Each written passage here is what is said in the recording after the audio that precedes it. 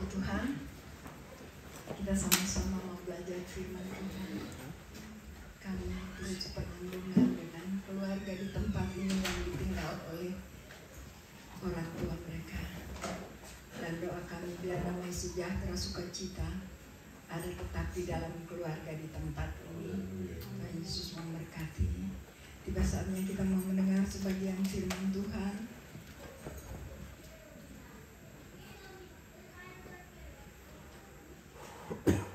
Kita lihat di Yesaya 42 ayatnya yang ke-6 dan ayatnya yang ke-7. Puji Tuhan, kita baca bersama-sama.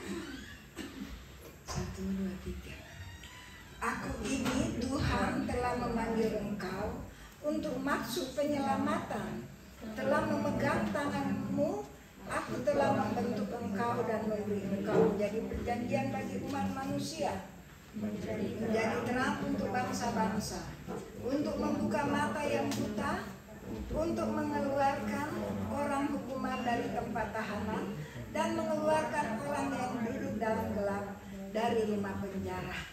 Puji Tuhan, kita diselamatkan untuk penyelamatan. Keselamatan bukan milik kita sendiri, saudara. Jadi Alkitab berkata, aku ini Tuhan telah memanggil engkau untuk maksud penyelamatan. Kita diselamatkan untuk penyelamatan, ya. Alkitab berkata, telah memegang tanganmu, ya. Di dalam ayat pertama, lihat itu hambaku yang kupegang. Dia memegang tangan kita. Tangan kanannya yang kuat memegang tangan kanan kita. Saudara, siapa yang bisa menyentuh kita? Kalau kita ada di dalam dia. Saudara, itu adalah satu luar biasa, satu hal yang luar biasa bagi kita. Dia memegang tangan kita dengan tangan kanannya yang kuat. Aku telah membentuk engkau. Tuhan membentuk kita, saudara, nggak gampang. Kita melewati masalah demi masalah, tapi Tuhan membentuk hati kita terus biar kita fokus kepada Tuhan. Ya saudara, kita diselamatkan untuk penyelamatan. Saya mengalami bagaimana saya melayani saudara dulu. Saya naik turun angkot, kemanapun mereka panggil saya datang ke keluarga untuk layani mereka. Mereka banyak yang terluka, saudara. Banyak yang terluka, banyak yang menyembah berhala, banyak yang punya ilmu-ilmu, saudara. Tapi kita selalu menang. Tiap kali kita datang, kita lebih dari pemenang. Kenapa? Ada Roh Kudus yang memegang tangan kita dengan tangan kanannya yang kuat, yang luar biasa. Dia dahsyat, dia perkasa di dalam peperangan. Kenapa kita takut untuk melayani? Saudara-saudara, di tengah-tengah pekerjaan saudara pasti jadi berkat. Saya melihat keluarga Mon Carmel itu luar biasa. Semua cinta Tuhan, semua ada sukacita. Saya selalu melihat senyum semua di dalam selesai ibadah. Saya melihat, saya bahagia juga melihat. Ya saudara, berarti saudara bertumbuh di dalam Tuhan. Bukan hanya kita ini semua hamba Tuhan. Dimanapun Tuhan tempatkan kita, kita harus jadi berkat bagi orang sekitar kita. Kita orang-orang yang diurapi oleh Tuhan. Di mana kakimu berpijak menjadi wilayahmu. Tidak ada satupun yang bisa mengalahkan kita. Karena Tuhan mengangkat kita menjadi kepala, bukan ekor. Kita kepala, yaitu Kristus menjadi kepala, kerja sama dengan Kristus. Ya, jadi kita selalu menang. Walaupun kadang kita dianiaya dengan perkataan-perkataan orang, kita cuek saja, nggak usah dianggap. Berarti kasihan rohani mereka baru sementara bertumbuh. Ya kita jadi berkat buat mereka. Umatku binasa karena kurang pengetahuan. Kita nggak mau mereka binasa, tapi kita jadi berkat bagi mereka. Biar mereka bertumbuh dan bertumbuh. Karena kita dulu seperti itu. Ya, jadi kita adalah orang-orang yang berbahagia. Ada Tuhan di dalam pribadi kita. Jadi kemanapun kita pergi dan berada, kita lebih dari pemenang. Pernah pertama saya melayani. Di dalam satu keluarga mereka kumpulkan orang-orang untuk hadir. Ya pada waktu itu anak muda di situ punya ilmu, belajar ilmu. Pas penyembahan, waktu saya selesai firman penyembahan, pada waktu saya tumpang tangan di dia mulai merangkak, muntah darah. Ternyata anak yang terluka, tapi dia cari ilmu untuk melawan orang yang kuat. Jadi dia cari ilmu. Tapi pada waktu itu dia ke gereja-gereja belum lepas total. Pada waktu saya layani dia muntah darah, dia merangkak. Keluarganya ada di situ. Selesai ibadah dia pulih, dia sembuh, dan dia tanya sama tantenya, ini rumah tantenya, dia tanya sama tantenya, siapa itu ibu yang ada di pinggir pintu, di dekat pintu? Oh itu Ibu Heni, saya nggak bisa lihat dia. Kenapa? Itu bercahaya. Ya kita ini orang-orang yang bercahaya di tengah-tengah kegelapan. Ada terang di dalam setiap pribadi kita. Karena ada roh Tuhan, ada roh kudus menyertai kita. Kita belajar setia dan setia. Kita belajar merenungkan firman Tuhan siang dan malam dan lakukan. Baik di tengah-tengah pekerjaan, Tuhan pasti buat engkau berhasil. Kita lebih dari pemenang. Kayak Tuhan bilang, lihat itu hambaku yang kupegang, orang pilihanku. Itu ayat 1. Kita adalah orang-orang pilihan yang kepadanya aku berkenan. Harus lakukan perkenanan Tuhan selalu. Kita selalu siap untuk menjadi penyembah yang benar. Penyembah yang benar itu melakukan kebenaran firman Tuhan. Bukan hanya datang menyembah di waktu nyanyi, di waktu puji-pujian, tapi siang malam dimanapun kita pergi dan berada, renungkan dan menjadi pelaku kebenaran firman Tuhan. Aku telah menaruh rohku ke atasnya supaya ia menyatakan hukum kepada bangsa-bangsa. Sampaikan, walaupun mungkin kita tidak khotbah, tapi dengan tingkah laku kita, mereka bisa melihat, kok berbeda ya? Kenapa ada sesuatu, ada apa di dalam dia? Oh ada Tuhan Yesus. Itu sudah jadi berkat di tengah-tengah pekerjaan kita. Tuhan kita Tuhan yang dahsyat, Tuhan yang luar biasa. Saya ingat waktu, nggak apa-apa ya, saksian lagi ya. Saya ingat waktu saya doakan satu anak umur baru kelas 1 SD. Sudah 3 tahun dia tidak bisa bicara, udah bisu, nggak bisa ngomong. Orang tuanya memang dukun, jadi dia nggak bisa ngomong. Mereka sudah keliling kemana-mana, nggak sembuh-sembuh. Sudah nggak tahu diri, padahal sudah kelas 1 SD. Mereka bawa ke tempat saya di rumah. Saya bilang ayo kita berdoa. 3 kali datang di tempat saya, dia teriak keluar suaranya, ibu, kencang banget. Suara sudah ada. Semua terheran-heran. Sampai satu keluarga besar mereka dari Bogor datang ke rumah berdoa ucapan syukur. Mereka habis duit karena biayai anak ini yang sakit. Namanya Randy. Mereka tinggal di Pisangan di Tanjung di Pisangan di saya lupa ya, di Jakarta. Terus mereka tidak satu saat saya pikir di mana nih Randy, udah lama nggak ketemu. Saya pengen walaupun mungkin mereka dalam kesulitan, saya pengen biar saya cuma bawa Indomie 1 dus buat dia. Saya pengen gitu. Tiba satu saat ada satu keluarga undang saya. Tuhan tahu kerinduan saya. Kami diundang untuk pergi doain rumah. Rumah sedang direnovasi dan keluarga ini minta doakan. Dan saya ke sana ketemu papanya Randy. Dia tukang bikin bangunan. Saya kaget. Dia juga dia tetap bekerja dan kita berdoa di dalam rumah. Saya melewati tukang-tukang untuk doakan rumah. Itu tukang-tukang Muslim. Kata papanya Randy ke saya, itu Ibu Heni. Waktu Ibu Heni lewat mereka gemetar. Jadi mereka akan tahu bahwa Tuhan ada di dalam pribadi kita. Tuhan kita Tuhan yang hebat, Tuhan yang dahsyat. Allah turut bekerja di dalam segala hal apapun. Sebentar sesudah ibadah, si papa bilang begini, ibu saya mau ke rumah ya, saya mau ke rumah, mau pulang ke rumah, nggak jauh dari rumahnya. Dia ambil si Randy datang, anak terpintar di kelas. Tuhan baik, dan dia memberkati saya yang rindu memberi, malah saya diberi. Saya bilang udah buat Randy sekolah aja, nggak usah. Dia bilang kalau saya ke dokter berapa duit aja ibu ambil ya, biar dia semakin diberkati ya saya harus ambil karena dia rela mau memberkati. Di situ adalah satu kebahagiaan. Saya sudah 23 tahun memang masuk full time pelayanan, tapi saya tetap tidak bersungut-sungut melayani Tuhan. Saya tetap walaupun naik turun angkot, walaupun kadang dihina karena kita naik turun angkot. Kadang saya dibilang begini, Ibu Heni, kamu kan kita barengan dengan tim PBI di Kelapa Gading, pendoa-pendoa. Ibu Heni duduk di belakang ya, karena yang di depan nyonya-nyonya semua yang mau duduk. Saya bilang iya.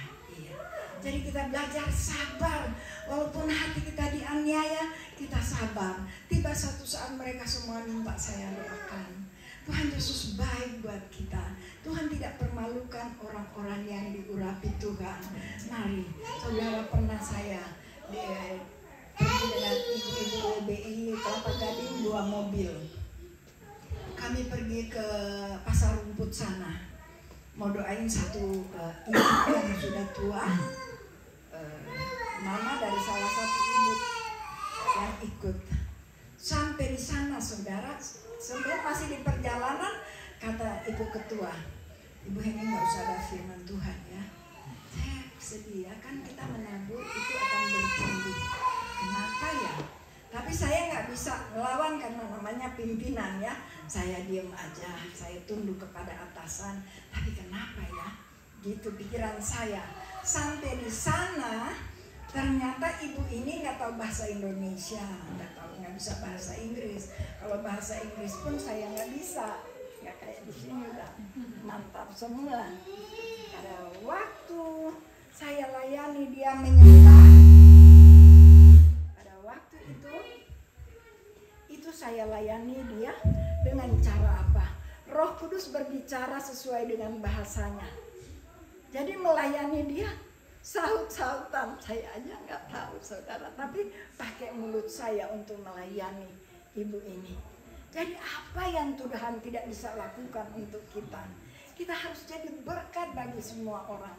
Dimanapun Tuhan tempatkan kita, kita harus jadi berkat. Banyak pengalaman yang saya alami dalam pelayanan, makanya saya semakin semangat melayani karena kita tidak sendiri lagi melangkah, ada Roh Kudus guru besar kita mau mengajar kita supaya bangkit semangat kita melayani. Kita tanpa ceritakan bagi orang sekitar kita di tengah-tengah pekerjaan, tapi mereka bisa melihat ada sinar kemuliaan menutupi pribadi kita masing-masing. Kita jadi berkat di tengah-tengah pekerjaan kita. Siapapun tidak akan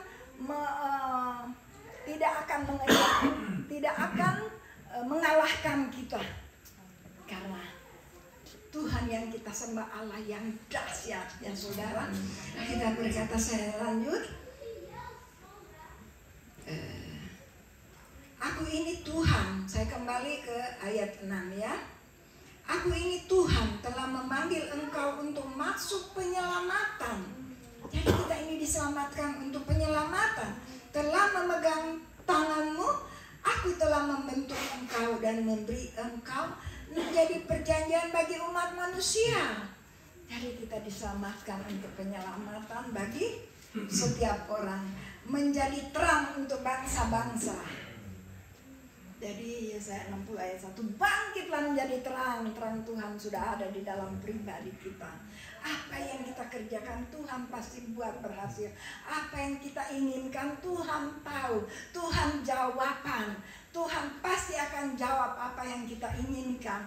Terlebih kita inginkan keturunan kita diberkati Tuhan. Ya saudara, pasti Tuhan bilang di dalam ketaatan kita, anak cucunya pasti diberkati Tuhan. Saya bahagia melihat anak-anak saya. Anak-anak saya semua hamba Tuhan. Walaupun saya banyak mengalami hal-hal yang gak enak dalam pelayanan, tapi saya tetap mencintai Tuhan. Saya tetap melayani. Dan saya datang di keluarga hamba Tuhan, yaitu Pak Daniel bersama Grace. Saya bahagia melihat rumah tangga mereka. Dan saya suka bercanda sama mereka. Dulu mama naik turun angkot, sekarang mama dibawa jalan-jalan. Pergi kemana, dibawa-bawa pergi kemana. Ya, kalau adiknya Grace bilang begini, kalau dulu mama bawa-bawa kita, sekarang kita bawa-bawa mama. Itu adalah satu penghiburan, satu kebahagiaan. Semua anak cucu melayani semua. Saya bahagia dengan hal ini, ya. Jadi sangat baik. Dan kami di gereja kami banyak yang banyak yang masih butuh rohani mereka untuk naik. Masih. Jadi di rumah saya, karena yang dari narkoba, yang dari suka nyolong, suka rampok, itu ada di tempat saya. Tapi mereka dipulihkan. Waktu masa Covid dulu, mereka gojek, ada yang gojek, nggak ada makan, datang di rumah masak. Saya nggak tahu, takut penyakit. Masak berapa kali, makan di rumah. Merdeka mereka makan di rumah. Ya saudara, di sana mereka panggil Oma. Udah. Jadi itu adalah satu kebahagiaan sampai sekarang. Kadang sudah jam 11, jam 12, Oma ada makanan di rumah tengah malam ini. Ayo sini makan cepat-cepat, baru pergi ke kos-kosan mereka. Jadi itu adalah satu penghiburan buat saya. Kadang udah nggak bisa bayar kontrakan, saudara, saya bayar juga. Kadang saya dapat jajan dari sini, udah bayar kontrakan. Sekarang kebetulan saya tahu yang penting saya di rumah ada makan, minum, pakai. Tapi satu kebahagiaan buat saya membagi. Mereka bilang pada waktu kami baru buka gereja, itu kita kasih makan. Karena ada yang dari Bogor, ada yang dari Cibubur, dari jauh-jauh. Harus kasih makan. Terus orang-orang yang menengah ke bawah yang datang naik kereta, saya harus kasih makan. Ada yang bilang begini, kenapa sih capek-capek, katanya mau masakin mereka. Saya sama adiknya Grace yang masak. Biar kami cuma masak 2 macam, yang penting nasi lepas aja begitu, makan kenyang-kenyang. Kami ada yang bilang, kenapa mesti capek-capek masak, nggak usah. Saya bilang begini, Tuhan memberi makan 5 roti 2 ikan, nggak habis-habis. Sampai sekarang nggak habis-habis tuh makanan di gereja. Puji Tuhan, Tuhan Yesus baik. Tuhan Yesus baik. Kita lakukan kebenaran firman Tuhan. Saya percaya di saat menabur kita tidak akan kekurangan. Sampai sekarang sudah ada 3 keluarga yang tanggung. Sudah, Oma, minggu ini saya yang masak. Ada yang bilang, sudah ini minggu depan saya. Jadi kalau nggak ada yang tanggung, nanti kita yang bertindak. Dari Tuhan sih. Jadi kita lakukan terus hari itu. Ya. Puji Tuhan, di gereja pun sudah mulai penuh. Anak-anak sudah bekerja yang narkoba, jualan, sudah bekerja semua. Saya bersyukur, walaupun gaji nggak seberapa, yang penting mereka tidak lagi di jalanan. Mereka sukacita dan mereka bertanggung jawab untuk gereja, baik di musik, di kebersihan, semua mereka yang lakukan. Jadi itu adalah satu penghiburan buat kami di dalam pelayanan. Tuhan Yesus baik. Kami juga suka pergi ke pulau-pulau. Kami terima kasih suka gereja dari tempat ini suka bantu untuk pelayanan di daerah-daerah. Kami juga pergi pelayanan di daerah, memberi kekuatan bagi hamba-hamba Tuhan yang di daerah. Tuhan Yesus baik buat kita semua. Terima kasih untuk kita bergandengan tangan terus melayani Tuhan. Tuhan Yesus baik buat kita. Jadi saya kembali ke firman Tuhan. Aku telah membentuk engkau. Jadi kita sudah membentuk Tuhan. Bersama dengan Dia kita ada sukacita. Saya lanjut di dalam ayatnya yang ke-7. Jadi kita diselamatkan untuk penyelamatan, untuk membuka mata yang buta. Kalau dulu kita buta rohani, kenapa kita tidak mengasihi orang-orang yang buta? Jadi itu bagian kita jadi berkat buat mereka, untuk mengeluarkan orang hukuman dari tempat tahanan dan mengeluarkan orang-orang yang duduk dalam gelap dari rumah penjara. Jadi itu tugas kita. Tugas kita menjadi berkat bagi orang sekitar kita. Dan kita tidak melangkah sendiri lagi. Ada Roh Kudus yang menyertai kita. Ayat 12, baiklah mereka memberi penghormatan kepada Tuhan. Lakukan. Kita hormati apa perintahnya. Kita harus melekat kepada Tuhan. Kita jadi berkat bagi orang sekitar kita. Dan memberitakan pujian yang kepadanya di pulau-pulau. Memberitakan pujian di pulau-pulau. Kita puji nama Tuhan. Setiap tanah-tanah hati yang mendengar, pujilah Dia melalui kita. Tuhan keluar berperang seperti pahlawan. Dia keluar berperang. Siapapun yang menghalangi pelayanan kita, dia tidak ada kemampuan. Karena Tuhan berperang seperti pahlawan, seperti orang perang yang membangkitkan semangatnya untuk bertempur. Tuhan yang ada di mana? Tuhan yang ada di dalam kita. Tuhan yang ada di dalam kita. Kita orang-orang yang luar biasa. Ya, saya cerita sedikit. Tadi malam saya diajak pergi ke Las Vegas. Pulang, iblis coba mengganggu saya. Tapi di saat usir dalam nama Tuhan Yesus, dia pergi.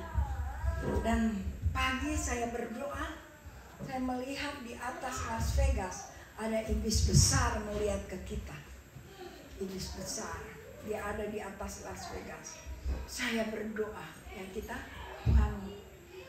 Tuhan kita perkasa dalam peperangan. Tuhan yang ada di dalam kita. Tuhan yang mengerjakan itu semuanya. Lawan dalam nama Tuhan Yesus. Saudara, saya lihat dia melihat ke tempat kita dan kemudian Tuhan membutakan matanya. Dia tidak mampu melihat anak-anak Tuhan. Kita orang-orang lebih dari pemenang. Makanya di dalam Mazmur 5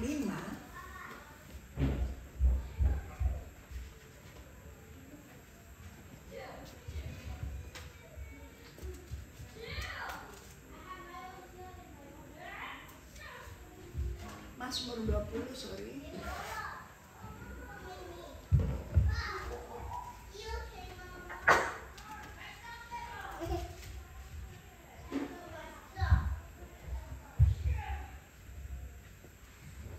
Mazmur 20 ayatnya yang ke-7.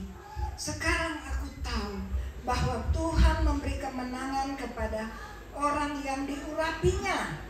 Kita semua ini orang-orang yang diurapi Tuhan.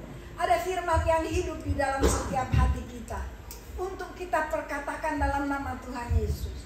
Nama Tuhan Yesus selalu memberi kemenangan. Firman itu adalah Allah sendiri. Dia pergi dan dia berkuasa atas kita. Dia menghancurkan musuh-musuh kita. Dan Alkitab berkata, saya baca sekali lagi. Sekarang aku tahu bahwa Tuhan memberi kemenangan kepada orang yang diurapinya dan menjawabnya dari surganya yang kudus dengan kemenangan yang gilang gemilang oleh tangan kanannya. Kita orang-orang yang berbahagia. Mari kita mau masuk di dalam penyembahan.